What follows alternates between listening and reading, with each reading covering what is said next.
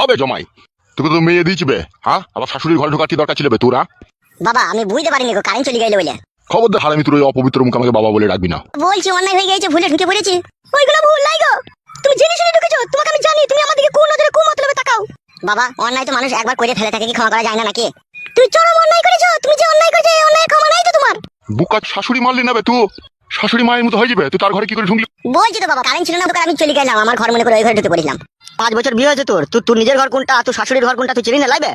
ওই রকমই বাবা, ওই রকমই নোংরা, ওই রকমই চরিত্রহীন, মা মাসি মানে না ও। শুনবে, তোর এই শেষ জমাই ষষ্ঠী করতে আসা আমার বাড়িতে, ঠিক আছে? আমার বাড়িটা 3 সীমানা মারাবি না। আজ আমার ষষ্ঠী করতে লেবা না তাইলে? বে এটা তুই জমাই ষষ্ঠী করতে করতে আসবি, তুই আমার মায়ের ঘরে কেন ঢুকবি বে? তোরা দুই বাপ বেটে পাগল না ছাগল বে? কি বলতে চাইছো কি তুমি? বলছি তোমার নিজের শাশুড়ি লয়, আমার যে নিজের শাশুড়ি ছিল, আমার যে বইয়ের যে আসল মা, সে তো মরে গেছে, ও তো পরের মেয়ে। যদি একবার ঘরে ঢুকিয়ে পড়ি, আমাদের তো সব নিজেদের ভিতরে। খাটি কথাবার্তাটা শুনো আর, তাহলে বুঝতে পারছি তোর মনে কত খারাপ মতলব আছে। এই শোনে টাকা, তুই শোন, তুই পালা আমার বাড়ি থেকে, ঠিক আছে? আর কোনোদিন আমার বাড়ি আসবি না।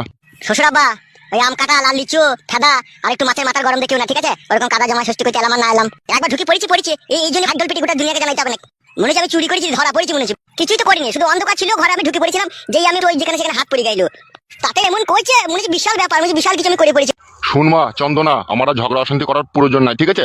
জমাই ষষ্ঠী হোক বা যাই হোক, আমাদের বাড়িতে যখন কোনো পুজো পরব আসবে, তখন তুই জমাইকে নিয়ে আসিস না। তুই পারলি একা আসিস, নাহলে আসিস না। এ আইব না বে শ্বশুর, মুখের কথাবার্তা ছিরি সবুত আছে কোনো? ছিরি সবুত কি হবে? তুমি শাশুড়ি, অন্ধকারে তোমার ঘরে নালে একবার ঢুকিয়ে পড়েছিলাম, তার জন্য খিটকাল করতে হবে নাকি? আমি জামাই বলে কি কোনো সম্মান নাই নাকি আমার? এ বউ, তাতে ব্যাগ গুলি পালাই। এর 1 সেকেন্ড থাকবো না ফেদা।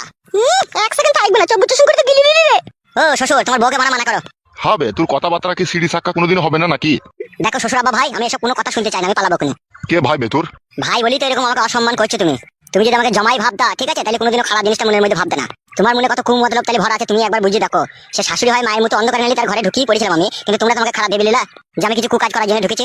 কিন্তু আমার মনের মধ্যে কি আছে কি না আছে তোমরা খোঁজ করে দেখলা না, তোমরা খারাপটাই ভেবে লাগে। তুই কি বলতে চাইছিস কি?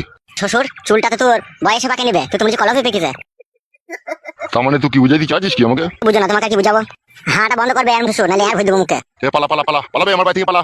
আমি তুই তো কাল খেয়ে পড়েছিলি বে, আর শাশুড়ি তো পেটে যন্ত্রণা করে ছটফট করে মরছিল বে ঘরের ভিতরে। জিজ্ঞেস কর তোর বউকে। মা কালকে তোর পেটে যন্ত্রণা করছিল? হ্যাঁ রে মা, তোরা যখন ওই বাড়ি গেছিলি তখন পেটে খুব যন্ত্রণা করছিল আমার, আমি ঘুমিয়ে গেছিলাম। কখন যন্ত্রণা করছিল তোমার পেটে?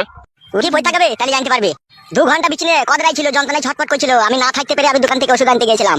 আমি ঘরে ঢুকে যাহা ওষুধটা দিতে যাবো, শাশুড়ি তখন চিল্লিয়ে মাত করে দিল। আসল কথাটা জানলো না, জামাই কিসের জন্য এলো না আইলো, দিয়ে খারাপ ভেবে নিল আমাকে। সত্যি করে বলছো তুমি? এটা কে ওষুধ না এটা? তাহলে আবার মারাইছো? আগে না বুঝে না শুনে আগে আমার উপরে ইজাব লাগিয়ে দিলা। শাশুড়ি ঘরে ঢুকলাম, শাশুড়ি ঘরে কেন ঢুকলাম কি না ঢুকলাম, কুমদলবে ঢুকলাম নাকি সুমদলবে ঢুকলাম, সেটা জানতে হবে না? তা বললো বাপ, জামাই শোনা আমার, আমাকে ওষুধ দিতে এসেছিল, আমি বুঝতে পারিনি বাপ। তুমি যে নোংরা, তুমি যে চরিত্রহীন, তুমি নিজে খারাপ বলে সবাইকে খারাপ ভাবো। হ্যালো, এই তোর যে পেটে যন্ত্রণা করছিল, তোকে যে জমায় ঘরের ভিতরে ওষুধ দিতে ছিল, তুই সেই কথাটা না বলে তুই এরকম কথা বলছিস কেন? তা আমাকে বলতে হবে তো ঘরে ঢুকে যে মা আমি তোমার লাগি ওষুধ এনেছি। ওই যে হামরা কামড়ি কইছি ঘরে ঢুকে, আমি মনে করলাম হয়তো কোনো খারাপ মতলব আছে ওর। হামরা কামড়ি কইছিলাম, আমি গ্লাসটা খুঁজছিলাম আর জলের বোতলটা খুঁজছিলাম, আর তুমি ঘুম থেকে ছ্যাক করে উঠে তখন বলতে লাগলে বাঁচাও বাঁচাও আমার জামাইকে। ভাষা ঠিক কর। তোদের সাথে আবার কিসে ভাষা ঠিক করে বলবো? তোরা তো যা করা করেই দিলিবে। ঠিক আছে, কোনো কথা বাদ দাও, ভুল হয়ে গেছে, তখন আর কি করা যাবে? তুমিও সত্যি ভেবে নিলা, আমার মন বলছে তুমি ইয়াং অবস্থায় তুমিও শাশুড়ির সাথে থাকতা। কি বলছিস বে তুই? ঠিকই বলছি, তুমি এত অবিশ্বাস করলা কিসের জন্য? আমি জ্ঞানমান লোক হয়ে তুমি আগে ভালো করে জিজ্ঞেস করলা না যে আমি কিসের জন্য ঢুকেছিলাম না ঢুকেছিলাম? ফরাম করে তুমি আমার উপরে এইভাবে ইলজাম লাগিয়ে দিলা। তাই না বটে বাবা, জামাইকে বাড়িতে নিয়ে এসে এইভাবে অসম্মান করাটা আপনাদের উচিত ছিল না। এ বউ, তোর আমি উকালতি চাই না, তুইও এখন মা বাবাকে সাপোর্ট করছিলি, আমাকে ভুল ভেবেছিলি। তোর উকালতি আমার দরকার নাই রে। আরে বাবা জমাই ছাড়ো ছাড়ো, কোনো কথা ছাড়ো। তুমি কি করেছি ছেড়ে দেবো আমি? তুই বাড়ি যাবে আমার সাথে, আমি পালাবো? আজ দিনটা থাকো বাপ জামাই, কালকে যাবা। কি করে ভাবলা শাশুড়ি তুমি তোমার বাড়িতে আবার আমি থাকবো? সামান্য তোমার কষ্ট ছিল, তোমার ঘরে ওষুধ দিতে গেছিলাম আমি, তার জন্য তুমি আমাকে বদনাম দিয়ে দিলা। দেবার আগের দিনটা থাকবো, দেবার কাল গেলে হয়ে দেবে তো তুমি। না বাবু, নাইলে মানুষের একবারই হয়। ও যা আবার হয়ে গেছে, আমি আর থাকবো না। কথা বুঝো না কেন জামাই, বলো দেখি না তুমি। তুমি কথা বলো না হে কাপুরুষ, তোমার ঘরে কোনো মুরদ নাই, হে কোনো ধারভার নাই তোমার, অপুরুষ। পরনে তোমার ওই সাদা নুঙ্গিটা জামাটাই আছে, ওইটা ঠাটক বাজে হয়ে পড়ে থাকো তুমি, তোমার কোনো ধারভার নাই। ধারভার যদি থাকতো না বাড়ি আগে জিজ্ঞেস করলে কোথা থেকে কি হয়েছে না হয়েছে, হারাম করেছে খিস্তি মারাইতে না। ও বাদ দাও বাদ দাও, ওইসব কথা বাদ দাও, যা আমার হয়ে গেছে বাদ দাও। হ্যালো, তোদের বাড়ির কথা তুই বাদ দিবি, আমি বাদ দেবো না, আমি ধরে রাখবো। আমি বাড়ি চললাম, তুই যাবি তো। খুব জমাই ষষ্ঠী খাওয়া হয়েছে কাদা, মনে থাকবে, বাপের বাপ 14 বাপ মনে থাকবে জমাই ষষ্ঠী খাওয়া, আর কোনোদিনও খাবো না কাদা জমাই ষষ্ঠী। মারা ভুল হয়ে গেছে তো কি হবে, কি থাকো না একদিনটা? কোথা থাকবো? তোদের বাড়িতে, তোদের বাড়ি লাগবে, এটা উনুনবে জলিপুরি কিছু কথাবার্তা শুনবে। আর তুই বলছিস থাকতে, তোর শ্বশুর বাড়িতে তোকে অপমান করলে তুই থাকতিল তো? তুই সব মগা পুরি তুই হলেও থাকতিল। এই ছেলেটা খুব কথা বলে, খুব ছেলেটা।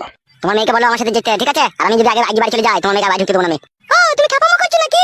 আজ দিনে থাকো, এই অবেলায় কোথায় যাবো? আমি থাকবো না, বেগ গুটি লিয়াই। জামাই রাগ করো না বাপ, অন্যায় হয়ে গেছে শোনা আমার, আজ দিনটা থাকো বাপ। এ বউ, তুই বেগটা লিয়া রে। তুমি চলে যাও, তুমি চলে যাও, আমার মেয়ে যাবে না, যাও। যাবে না? কি বলছিস কি তুই? এত বেলা হয়ে গেছে, আজকে যেতে হয় না, কালকে সকালেই যাবো। তাহলে যাবে না তো, তাই তো? বলছে তো কালকে যাবে, তুমিও যাবে কালকে। ধরো ওষুধটা। তাহলে থাকবো না তুমি? ধরতে পারলাম, ধরো। মা জামাইকে মানা করে, ওগো যেও না গো, কি গো জামাই, সবাই মানা করছে, শুনতে পেয়েছো না নাকি তুমি? ওগো যেও না গো, কালকে যাবো গো। ঠিকই বলছি, জামাই কথা বুঝে না। তাহলে জামাই আর কোনোদিন আমার বাড়ি ঢুকবো না, বলে দিলাম, আমি হয়ে যদি চলে যাবা। যেখানে জমায় কোনো সম্মান আছে, আলাদা বউ তো বাড়ি যাবে তো আমার সাথে, চো ঠিক আছে, এখনো সময় আছে। আর না গেলে কিন্তু আমি তোকে বাড়ি ঢুকতে দেবো না, বলে দিলাম। আমি রাস্তার মোড়ে দাঁড়িয়ে থাকবো, তো তাড়াতাড়ি আসবি। গরম ছেলে একটু ভুলের জন্য কি হলো দেখলে তো, জামাইটা রাগ করে পালিয়ে গেল। আর তাই না বটে মা, তুমি কি